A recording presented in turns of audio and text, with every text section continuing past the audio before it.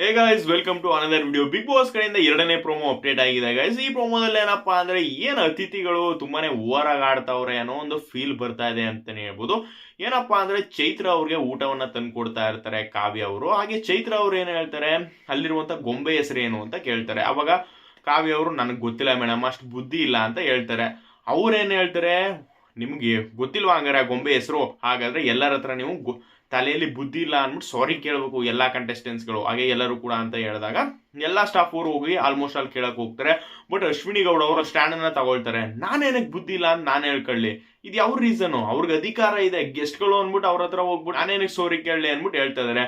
ಇದು ಆಕ್ಚುಲಿ ಸರಿ ಗೈಸ್. ಏಕೆ ಅಂತಂದ್ರೆ ಇದು ಯಾವ ರೀತಿ ಹೇಳಿ, ಗೆಸ್ಟ್ಗಳು ಯಾವ್ದಾರ ಒಂದು ಕೆಫೆ ಅಥವಾ ರೆಸ್ಟೋರೆಂಟ್ ಗಳಿಗೆ ಹೋದ್ರೆ ಏನ್ ಮಾಡ್ತಾರೆ, ಹೋಗ್ತಾರೆ ಅವ್ರ ಹತ್ರ ಏನ್ ಬೇಕು ಫುಡ್ ಗಳನ್ನ ಆರ್ಡರ್ ಮಾಡ್ಕೊಳ್ತಾರೆ, ಅಲ್ಲಿ ತಿಂತಾರೆ. ಓಕೆ, ಇದು ಬಿಗ್ ಬಾಸ್ ಮನೆ ಅಲ್ವಾ? ಯಾವ್ದಾರ ಬೇರೆ ತರ ಟಾಸ್ಕ್ ಗಳನ್ನ ಕೊಡೋದು, ಡ್ಯಾನ್ಸ್ ಅನ್ನ ಮಾಡಿಸೋದು ಅಥವಾ ಬೇರೆ ಬೇರೆ ಆಕ್ಟಿವಿಟೀಸ್ ಗಳನ್ನ ಮಾಡೋದನ್ನ ಒಪ್ತೀನಿ.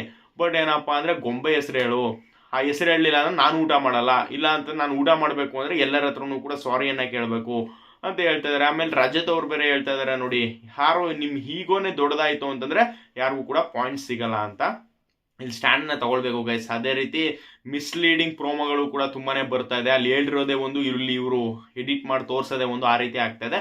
ನೋಡ್ಬೇಕು ಗೈಸ್, ಫುಲ್ ಎಪಿಸೋಡ್ ಅನ್ನ ನೋಡ್ತು ಅಂದ್ರೆ ಗೊತ್ತಾಗುತ್ತೆ ಯಾರ್ದು ತಪ್ಪಾಗಿದೆ ಅಂತ. ಆ ಗೊಂಬೆ ಹೆಸರನ್ನ ಹೇಳಲಿಲ್ಲ ಅನ್ಬಿಟ್ಟು ಎಲ್ಲರನ್ನೂ ಕೂಡ ಸಾರಿ ಕೇಳಬೇಕು ಅಂದ್ರೆ ಅಶ್ವಿನಿ ಗೌಡ ಅವರು ಸ್ಟ್ಯಾಂಡ್ ಅನ್ನ ತಗೊಳ್ಳೋದು ರೈಟ್ ಆಗುತ್ತೆ.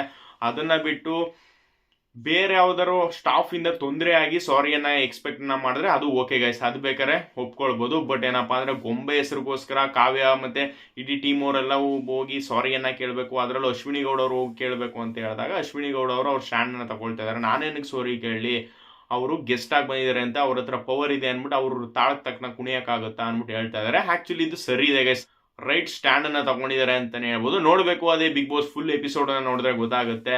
ಅವ್ರೇನಾದ್ರೂ ಅವರ ಸ್ಟಾಫ್ ಮಿಸ್ಟೇಕ್ ಇಂದ ಸಾರಿನ ಎಕ್ಸ್ಪೆಕ್ಟ್ ಮಾಡಿದ್ರೆ ಅದು ಡೆಫಿನೆಟ್ಲಿ ರೈಟ್ ಆಗುತ್ತೆ. ಅದನ್ನ ಬಿಟ್ಟು ಗೊಂಬೆ ಹೆಸರು ಹೇಳಲಿಲ್ಲ, ನಾನು ಊಟ ಮಾಡಲ್ಲ, ಅದಕ್ಕೆ ನೀವೆಲ್ಲ ಸಾರಿ ಕೇಳಬೇಕು ಅಂದ್ರೆ ಇದು ಮಿಸ್ಲೀಡಿಂಗ್ ಆಗುತ್ತೆ ಗೈಸ್. ಹಾಗೆ ಈ ರೀತಿ ಎಲ್ಲ ಸಖತ್ತಾಗಿ ಆಟ ಆಡಿದ್ರೆ ನಮ್ಮ ಗಿಲ್ಲಿನೇ ಸರಿ ಗೈಸ್, ಈ ಗೆಸ್ಟ್ ಗಳಿಗೆ ಅನ್ನೋ ಒಂದೊಂದು ಫೀಲ್ ಬಂದ್ಬಿಡುತ್ತೆ ಒಂದೊಂದು ಟೈಮ್ಗೆ.